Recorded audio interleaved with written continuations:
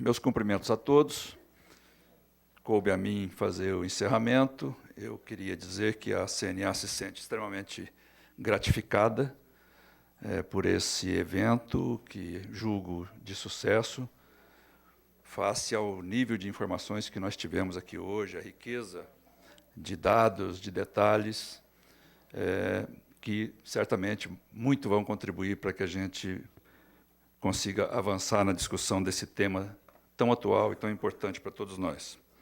Nós tivemos vários painelistas e gostaria de citar rapidamente a principal contribuição de cada um deles. No primeiro painel tivemos sobre o uso sustentável e racional da água nas propriedades.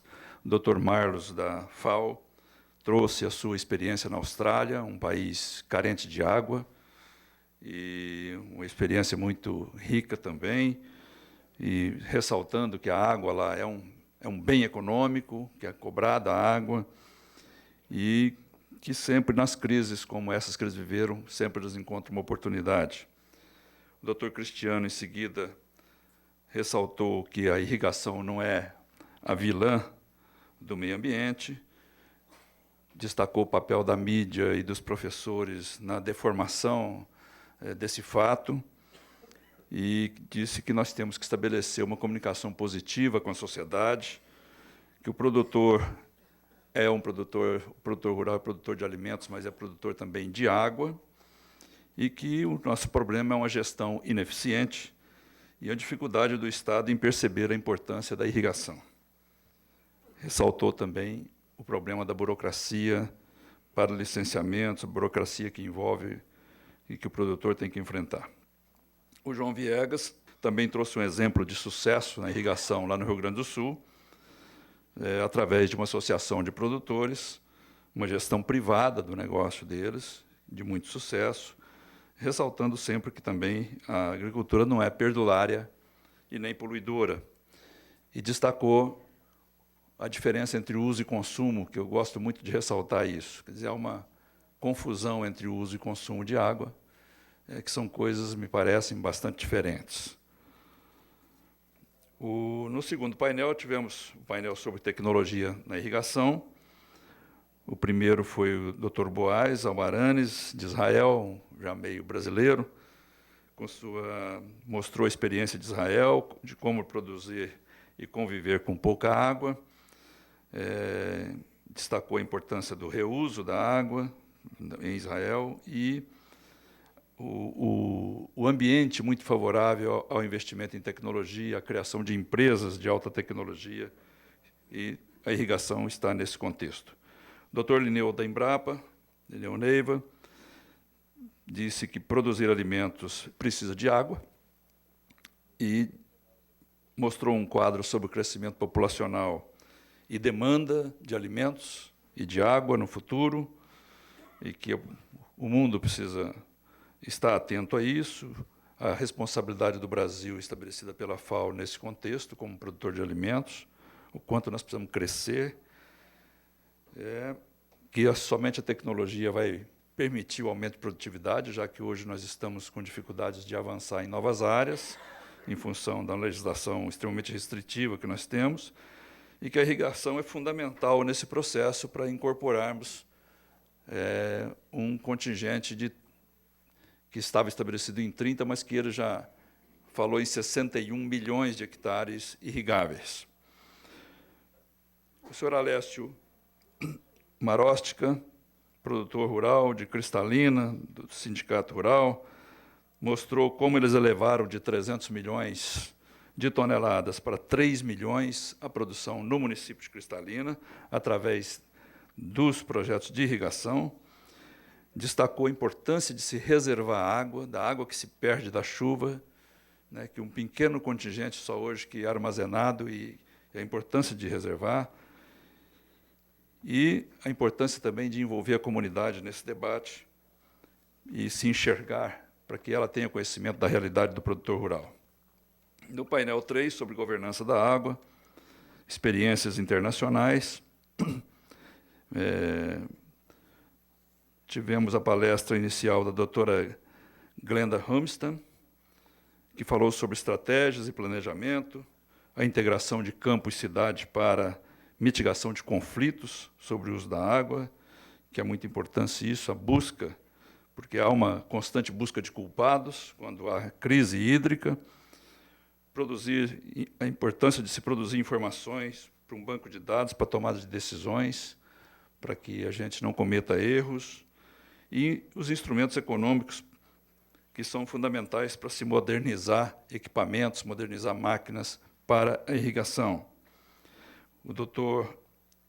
Eu agradeço à doutora Glenda pela presença e ter vindo dar essa contribuição inestimável para a gente. O doutor Avi Aharoni falou também da experiência na gestão de água em Israel, também destacando muito a questão do reuso da água. E o doutor Devanir, da Agência Nacional de Águas, que tratou da questão da distribuição da água, mostrou um painel que destaca bastante a questão da região norte, onde nós temos muita água e pouca gente, em contraste com a região nordeste, onde tem muita gente e pouca água. Lamentavelmente, nós não temos como fazer essa transposição de forma muito trivial, mas é um desafio para o futuro. Falou sobre a questão da outorga, do direito de uso, dos comitês de bacia, da questão da gestão, sempre a gestão da oferta, a gestão da demanda, e o uso múltiplo da água. Destacou a questão da perda da água, da questão econômica, o reuso, e que a ANA não é absolutamente contra a irrigação. E falou ainda sobre o programa produtor de água, com pagamento de serviços ambientais que é administrado pela ANA, criado pela ANA e administrado. E o último painel dos desafios à gestão da água na agricultura, o Nelson Ananias, nosso pupilo aqui da CNA, falou sobre a questão da cobrança, que para pagar tem que ter retorno, a aplicação, esse retorno desses valores, desses recursos arrecadados com a cobrança devem retornar para o sistema. A água, que é um insumo muito caro, especialmente na questão da energia, que é um bem econômico e que deve se valorizar o produtor. Irrigação sempre traz ganho de produtividade, mostrou esses dados, e destacou no final o projeto Biomas da CNA e o projeto Proteção de Nascentes. O doutor Demétrios, do MAPA, falou sobre o aumento da demanda por água e alimentos no mundo, mostrou quadros muito interessantes sobre isso, dos principais desafios do uso da água na agricultura, destacando a importância da irrigação para o aumento da produção e produtividade. E o Cisino, por último, da Associação de Irrigantes da Bahia, produtor rural, que, apesar de não saber mexer no controle remoto aqui, mas trouxe um depoimento muito sincero e da grandiosidade do produtor rural brasileiro, que enfrenta regiões como esse oeste da Bahia, que não muitos anos atrás era uma região desértica, sem gente, sem cidade, e que hoje é uma das regiões mais prósperas do país, fruto do trabalho, né, do pioneirismo de produtores dedicados, né, que têm fé no futuro, que enxergam o futuro à sua frente e vão em busca dele. Esse é um retrato típico de nossa gente. E acho que a gente tem que parabenizar as pessoas que constroem esse Brasil independente de crise, independente de petrolão, estão aí trabalhando e construindo a nação, a riqueza desse país. Parabéns, Cisino. E, para finalizar, eu diria que, na verdade, o que ficou demonstrado de todos os quadros apresentados, de todos os depoimentos, é que não há mesmo grandes diferenças nessa questão da água. Quer dizer, todo mundo mais ou menos pensa no mesmo caminho, com experiências diferentes, às vezes, por conta de diferenças de clima, de oferta de água de determinados países, ou de determinados lugares, como é o caso do Nordeste brasileiro. Mas o fato é que a gente vê que nós estamos bastante atrasados na questão da irrigação. É preciso avançar muito e rápido. 6 milhões apenas de hectares irrigados, quando nós temos 61, disponíveis para isso, aptos para serem irrigados, eu acho que temos uma lição de casa bastante importante para fazer. Falta gestão adequada e falta, especialmente, tecnologia. Mas temos, nesse caminho, que superar algumas lacunas importantes, como a questão da legislação, que precisa ser ainda desenvolvida, precisa ser adaptada à nossa situação, sem os entraves que nós temos hoje, sem o componente ideológico que é muito forte nessa questão e que normalmente nos impede de avançar, como foi a questão do Código Florestal, que avançamos sim, mas depois de uma grande batalha, temos um novo código e a gente começa a perceber que ficaram coisas pendentes. E essa questão dos reservatórios, por exemplo, que são fundamentais para a irrigação, é um deles, que tem que ser construído nas APPs e ficou proibido de construir nas APPs.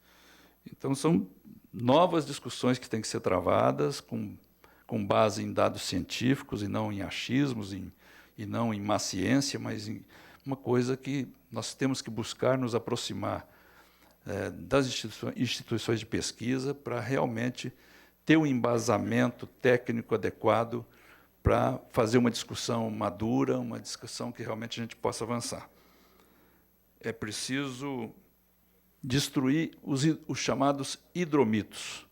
Criamos mitos como esse do 15 mil litros de água, de consumo de água por quilo de carne produzida, a questão da exportação de água via commodities agrícolas. Quer dizer, produzem-se números que a mídia adora repercutir, mas que a gente não tem condições, muitas vezes, e nem argumento, e nem espaço para contra-argumentar. É isso que nós temos que construir. Acho que a gente tem que estar preparado para isso. Por isso que aqui nós estamos praticamente dando o pontapé inicial ao trazer esse tema água para o top das prioridades da CNA.